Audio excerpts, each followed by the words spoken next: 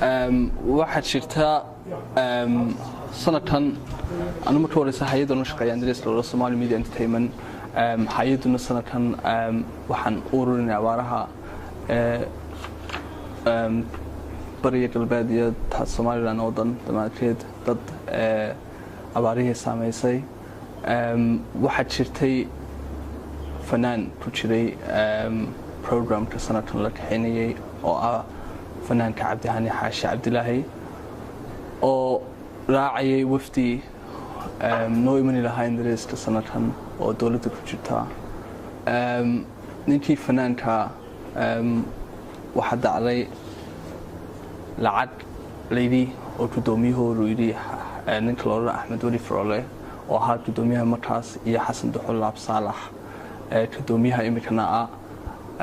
ayaa yidhi fanaaniinkeena marka la kaxeeyo lacag hore ayaa la siisiyaa advance payment loo advance payment ki 10,000 suru fiisiisi waxna ka xumaaneen sari lacag hore siisi marka lacagtii hore markaan siisinay 20,000 oo uu si dhaafay 5,000 fiisari alaabtii soo baxeen alaabaran oo kharashna uu sii weydiiyay oo idhi ECEB sidaan u haysto marka daymatid ay keentid oo ku jirtay saacad dahab ah oo ku jirtay gadgets yaal telefono iPad yaal iyo markii fiisari soo baxay ninkii isbedelay yidhi ma doonayo intaan baxo intaan imaado Ingiriiska oo hawshan ma doonayo intaan fuliyo markii lacagtan sii siinay waxaan weydiinay shubqad noo soo cadaan lacag ku sino waan problem no wana raacaysaa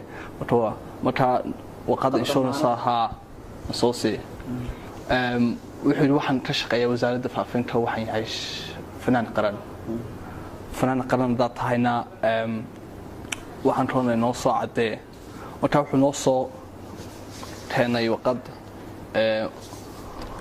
oo recommendation letter la orado oo ka soo qoray wasiirka wasaaradda faafinta Cusmaan Cabdilaahi Saxadiid oo le fanaanku wuxuu yahay is a member of the national artist group called Xidigaha which is employed by the Ministry of Information of Somaliland bishaaru qaata lacagtan waqadan waxaad waqadii hore lacag loo siiyay oo cadeynte oo qofkaas intii yahay employed waqada lacag ku siisay wasiirka faafinta qofkii markuu diiday intuu baxo oo hawshii contract ula saxay wasaaradda arrimaha dibadda Ingiriiska iyo the Art Council England iyo hay'adeena markii aan u tagnay wasiirka wuxuu ku jawaabay maaha fanaaniinta xiriirkiisa maaha dad ka shaqeeya wasaaradda faafinta Somaliland Cabdihani waa la xiray waxa soo xiray taliyaha dhinaca New Hargeysa police station ku yaala New Hargeysa markuu soo xiray wuxuu yidhi waxa jirta arrin sidaas oo aad contractka saxiixday oo lacag aad sii qaadatay oo investment badan lagu sameeyay arrintii waxaad tiri ma doonayo intaan fuliyo arrintii sidaad u fulisid qasabay ku tahay oo contractka saxiixay haddii kale lacagtii soo celi investmentkii ku baxday la soo siiyay markii la xiray waxa soo dhaxgalay afyeenka madaxtooyada oo la Xuseen dhinacna ka tirsan oo Xidigaha oo mas'uul oo maamulka ku jira wuxuu u tiri taliyihii channelka police-ka wuxuu tiri channelka police-ka ana amarqa ana damir qaadaya ana mas'uul qaadaya ana hawshan galaya ana labada dhinac isku keenaya labada dhinac markaan isku keeno ana ka dhexgalaya hawshan maadaama inaan yahay fanaankeedii hay'adana hawshan aan dusha ka ogaa markaas markii uu damir qaaday intuu labada dhinac isku keenay head oo balantu u qaaday channelka police-ka muu fulin isluna balantii u qaaday istii labaad uu galay weentani 15 uu qaatay oo maxalonaya kharash ku baxay hay'adda tahay hantidii dowladda Ingiriiska funding siiso waxaan contract aan saxiixnay inta dowladda Ingiriiska sharciga waxaan ka soo ka codsan lahayn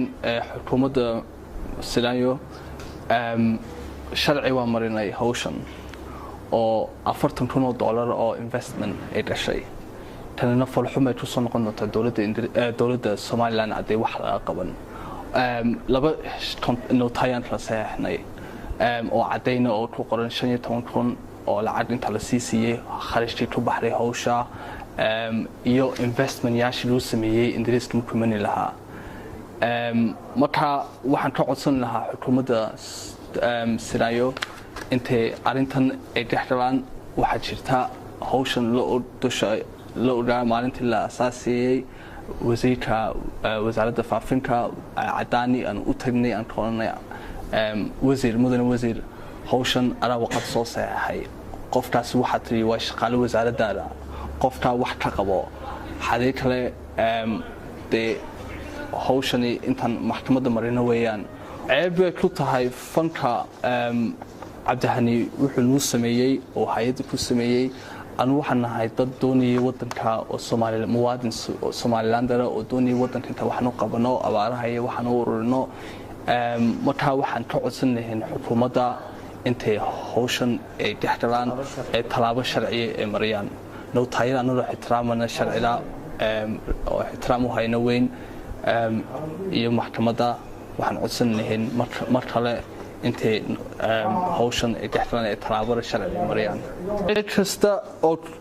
ku leh hawshan oo is og